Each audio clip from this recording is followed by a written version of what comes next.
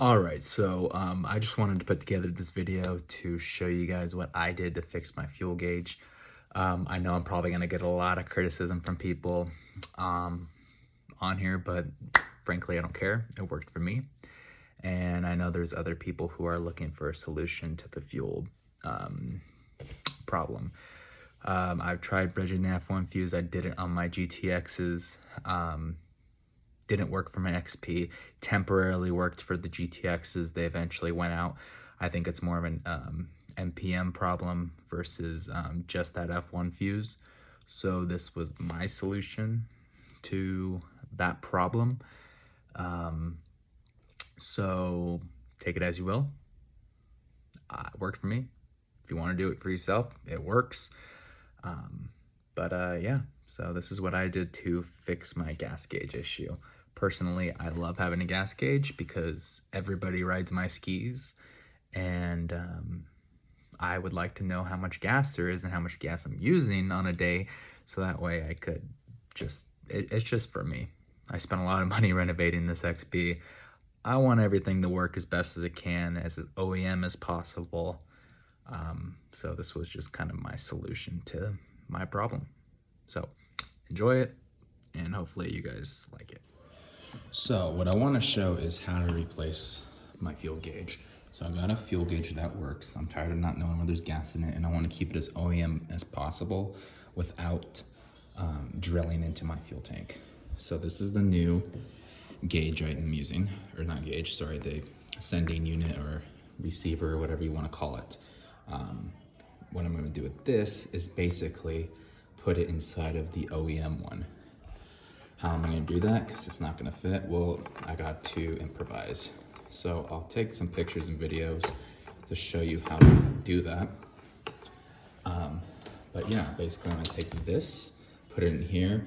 This one came with just a basic float on it. Let me show you what it kind of looked like. I've already torn it apart. It was this guy. Basically, it was a round knob, magnets inside, and it just went like this up and down. It was completely surrounding it, so I just cut it off. And I'm replacing it obviously with the OEM one, because the OEM one fits perfectly in the tube. And it, not only does it fit perfectly in the tube, but it still works with this because it's pretty basic. I mean, inside that float is a magnet, and the magnet is what sends the signal. So based on resistance, I've already tested it. It works great. I'll show you how it sets up. And once I make this a little cleaner, I will show you the video on how I'm going to remove this and basically put it together. Next step, I just drilled straight through the center. Be careful, you do not want to hit the sending tubes, the reserve and the regular fuel line. Just be very careful when you're drilling straight through, because the tubes are right there. So that's the next step. That's where I'm gonna run the wire straight up and through. Next, I gotta remove this part. And as you can see, I tried to do the repair on the F1 fuse. I bridged the gap. I used an F1 fuse that they use in the 96 and lower models. That's the same fuse for those. Nothing worked. This guy was just, something was wrong other than just the F1 fuse. So anyways, that's why I'm doing this, because I'm tired of not having a fuel gauge. I spent a lot of money to renovate my ski. I want everything to work. And you can't find these new anymore for a 97 XP. So, yep. Next step, removing this. All right, so I got this part out. I honestly can't tell what's wrong with it. So, you know, maybe the MPEMs go bad too, not just the F1 fuse. But anyways, this is out. And basically what I did was I drilled one hole through the top. You don't need to make these holes, but we're gonna fill that with the plastic weld anyways. So what was easier is I figured I'd drill out where the welds were, not welds, but the solder points. So that's what I did. I drilled through right there. I'm gonna clean that up, plastic weld that as well. And more importantly, if you can see in there, This is when you got to be very careful, is that you don't want to damage the points where the fuel is sent. Let's see if I can focus this for you. So take my word for it, the reserve and the on port are not damaged. So next step is measuring this out, cutting out the old one, and we'll go from there. And what I mean by cutting out the other part is cutting off this, and then to seal this part, because I'm pretty sure this isn't gas resistant, is I'm gonna cut this out so the cord's a little bit more flexible, and then I'm going to JB weld this with the putty, so that way I can make a firm shape to go up to the top. Okay, so that's the next step. All right, so how am I gonna make this work? Basically what I'm doing is gonna take this, obviously I'm gonna cut this, trim it to where it fits perfectly snug up here. I'm gonna slide it all the way up to where this line is of where basically the last fuel signal is for a full tank. So I'm gonna measure it out, and then I'm gonna have this stop up there. The way I measured mine rod is that basically when the float's all the way up to here where it stops, that is full. So for this guy, I'm gonna make sure full stops here because that's how it is on the original. Now, what am I using? As you can see, JB weld. So you guys do know this is resistant to, what am I trying to say? Gas and oils. Same with the plastic. The plastic's resistant as well as the water weld.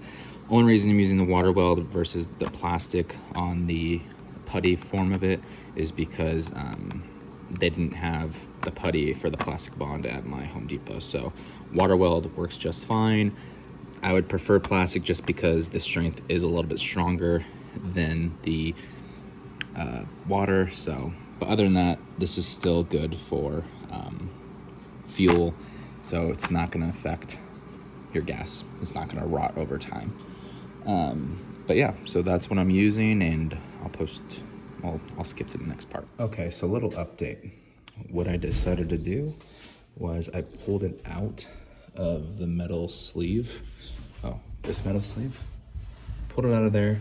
So now what I'm going to do is actually just mount it to this plate, because this plate slides in perfectly. It doesn't move. And then just in case this isn't gas resistant, this circuit board, which it should be, but I don't know, the plate's safe, I'm just going to plastic weld over this and then mount it to the board with plastic weld. And then I should be good.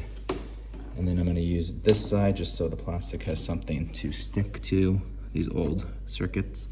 And then I also flipped this around because it usually protrudes on this side and the float runs up and down this.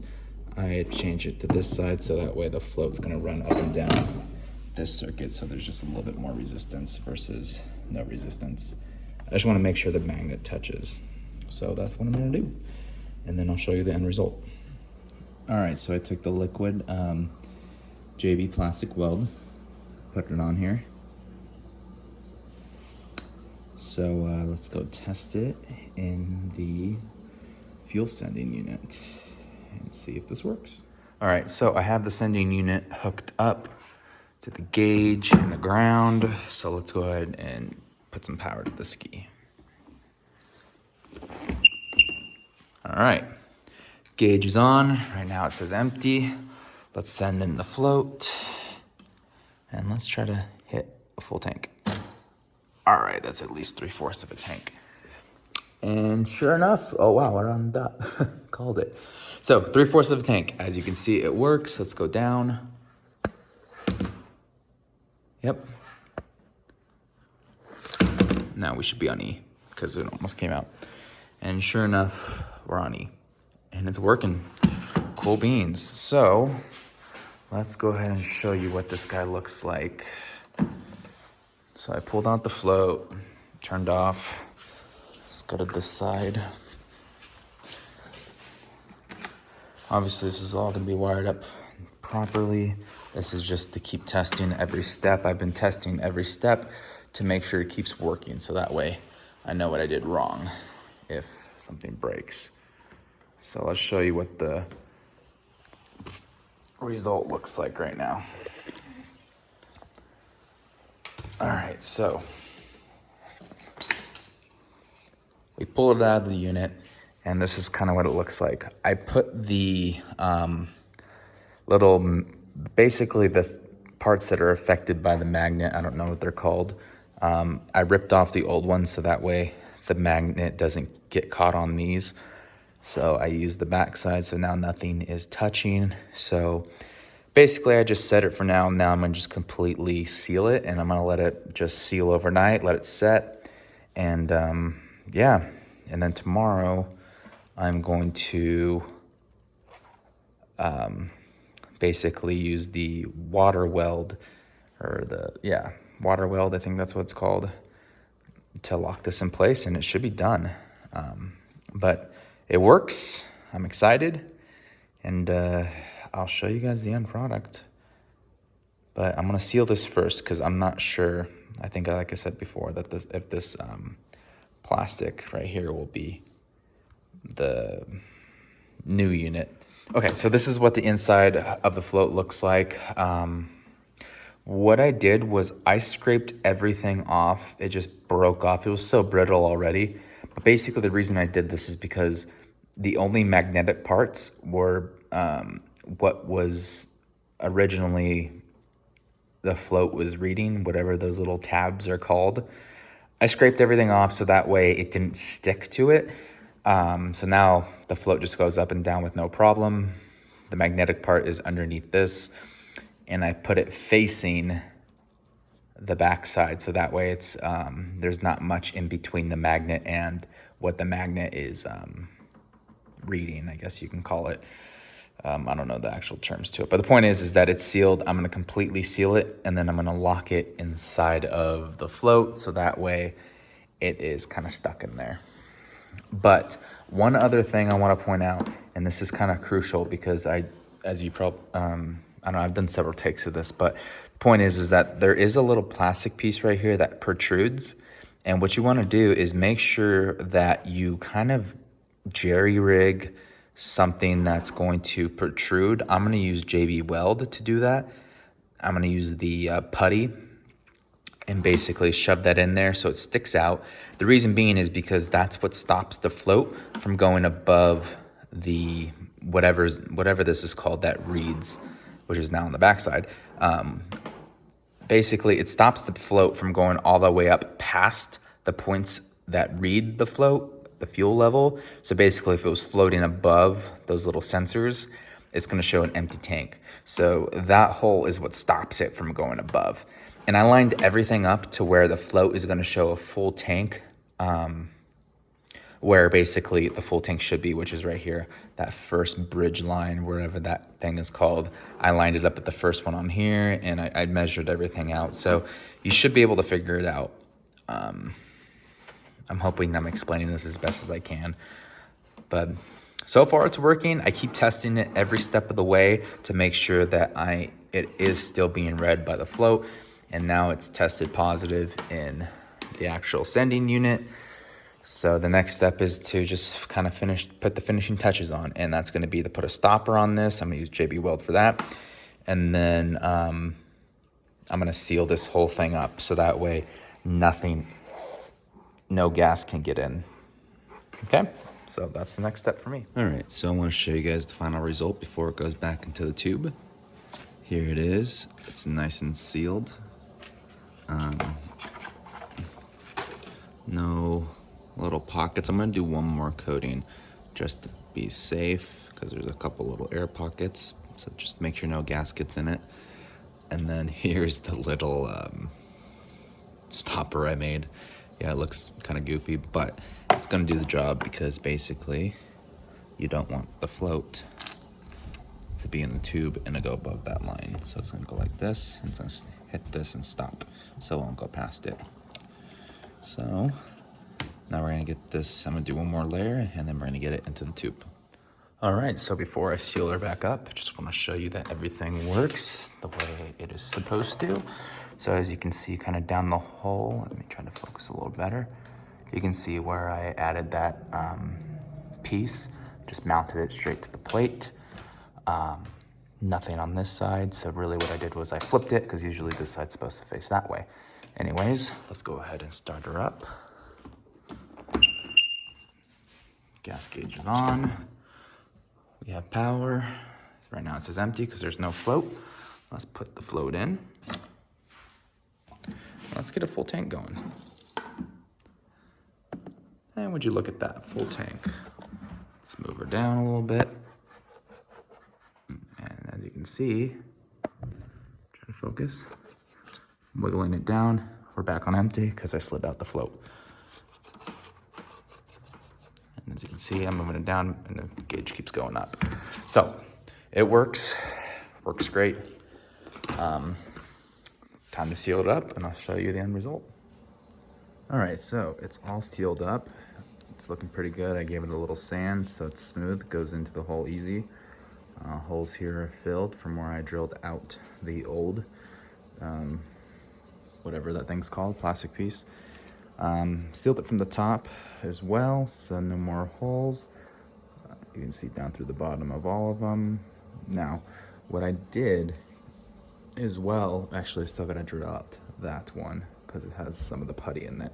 So I'll drill that out, but I kind of want to show you as far as the putty goes. Let's see if you can see. Oops.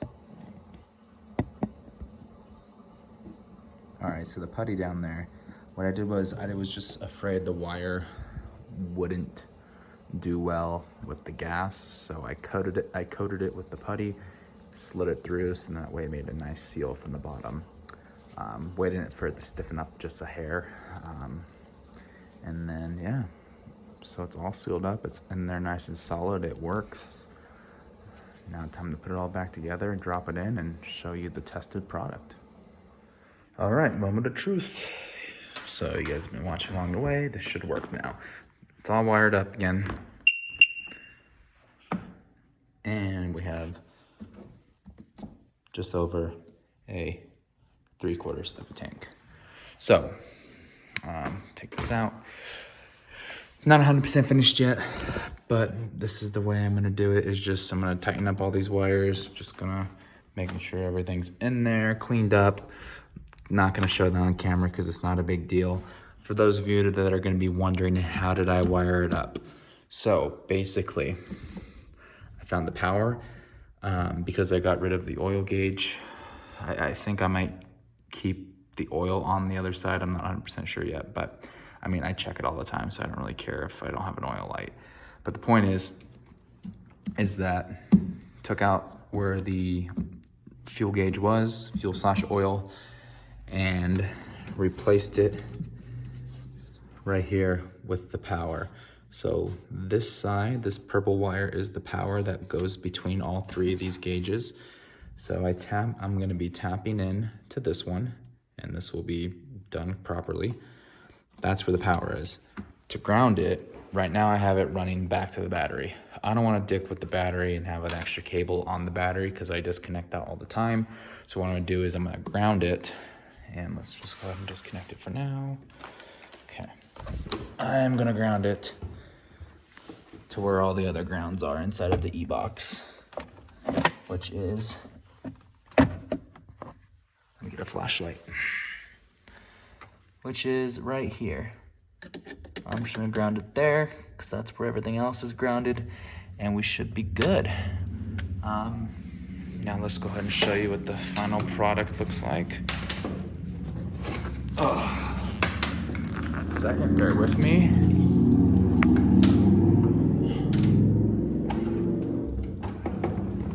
Okay, so you guys know it's in there. Here's the wire running back to it. It's coming right through the middle, lined up perfectly. All the hoses fit nice and snug on there. And then just to prove that there's no other fuel baffles in there, I'll just do this. Nothing else in the top. Just the one I rebuilt right here. That's where the old wires were. I cut those. But yeah, it works great. So It's in there. I got 3/4 of a tank, pretty damn accurate. So there you go. I hope someone finds value in this. It only took me about one night to do it. It's no big deal. As long as you got the right tools for it, you should be good. So in summary, I had a grinder, some JB Weld plastic weld, the one that's resistant to gas, and then had some extra wire I'm using, and then obviously the gauge itself. So there you guys go. Hope you enjoyed.